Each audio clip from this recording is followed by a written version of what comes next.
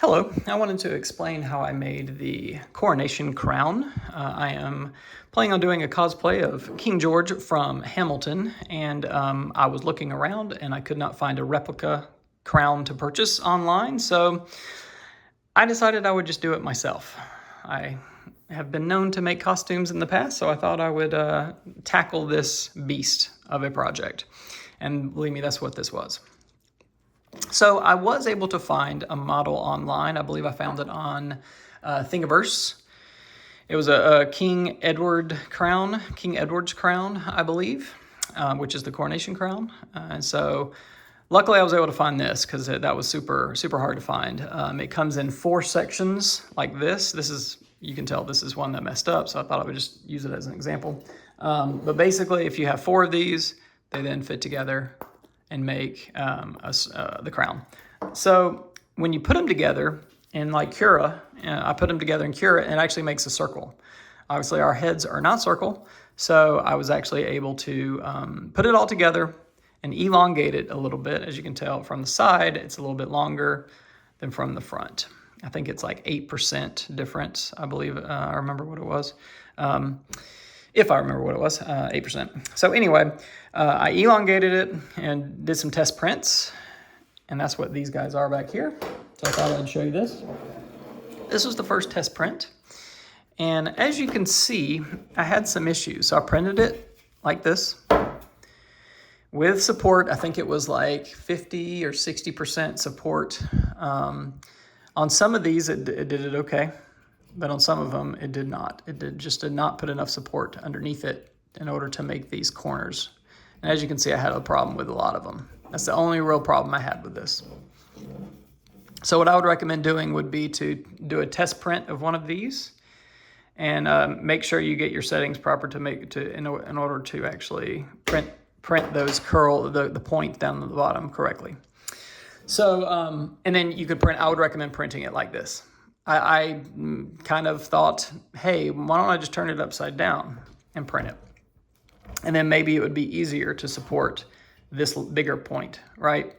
Well, it was, but the support was actually really difficult to get off. So I printed this gold, this is silk PLA, in a shiny gold because I wanted to see what it would look like if I could just use this instead of actually having to paint it and stuff. But after printing with this and knowing that it actually shows the defects quite a lot, I would have to paint this anyway. So I just used another white one that I printed. However, this one was printed upside down. And as you can see, it actually did the points very well. However, it was a lot of support, and it was very difficult to remove. So I decided against this silk just because I was going to paint it anyway. So I went back and printed it in this white again, and then that's the one that you see here. So what I did was I had this bottom together, and then I actually attached it was 8 pieces. It was 4 for this, and it was 4 up top. So each one of these, actually no. Yes. Am I wrong? Let me think about this again. It actually only maybe 2 pieces at the top. Yeah, I think it was 2 pieces. So it was 6 pieces. So I put them together in Cura and then elongated it. So it was all one big model. So the only thing I did not print is the top part here, which looks like this. If you can't see it in the video, I know it's cutting it off, but it looks like this. And then you basically, you glue it in. All right, so how I did this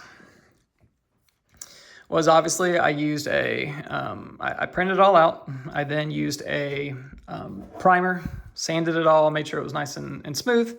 I then went over it with a gold metallic paint with a couple of coats.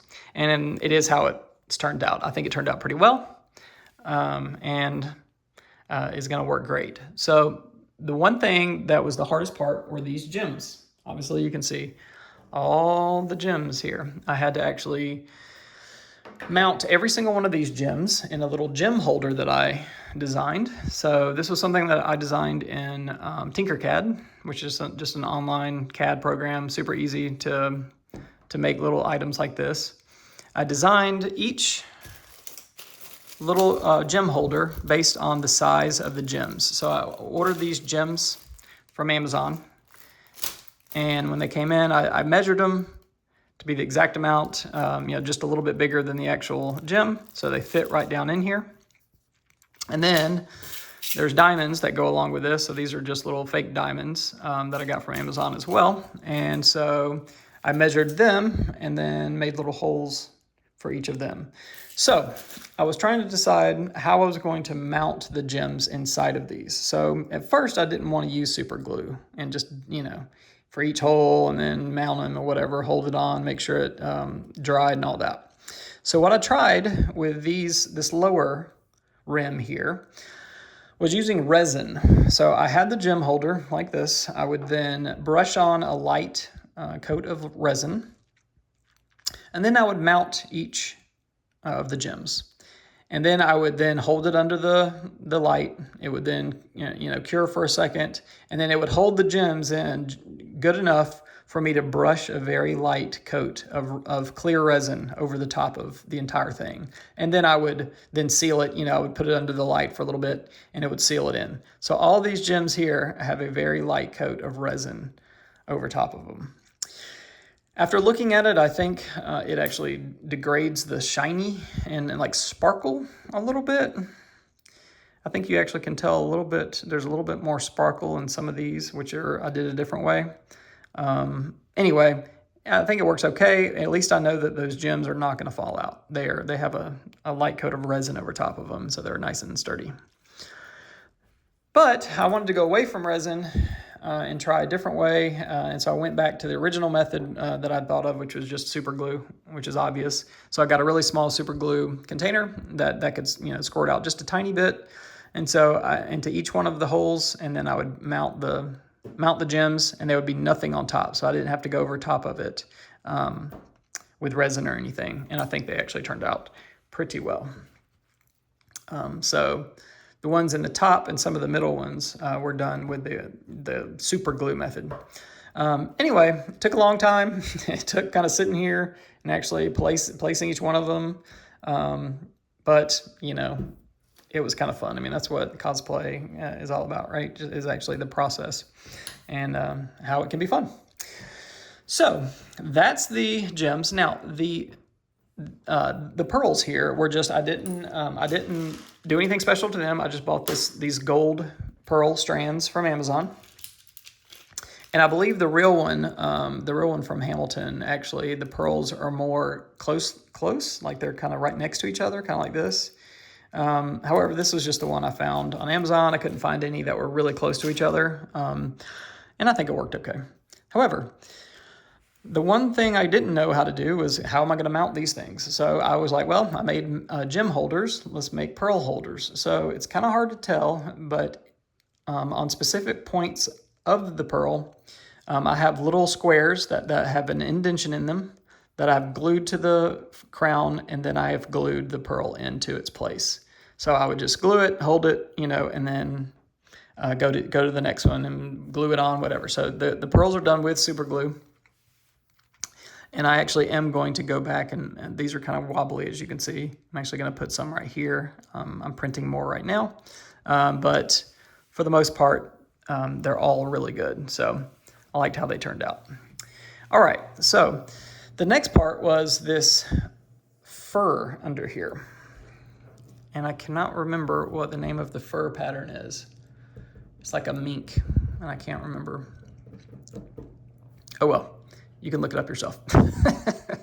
Anyway, I found this crown on Amazon, and I knew I needed something that was going to fill up the middle like this, the velvet part, right? So I saw this crown on Amazon that was just this king's crown that was just for, a kid or an adult just to grab it and have it as a crown. It's really, lightweight, whatever, not a super, cosplay item or something.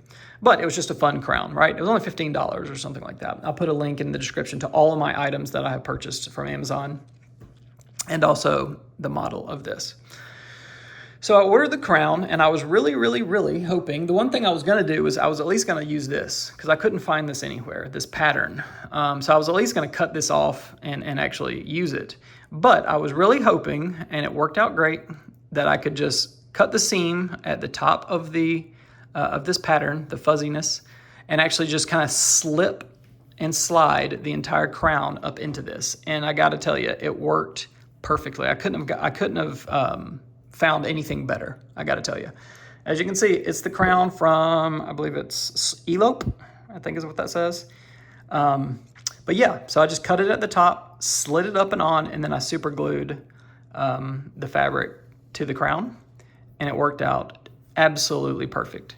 So I'll put that in the description in case someone's making this. I need to clip that off. But anyway, so yeah, the last thing I would say was also on the crown from Amazon.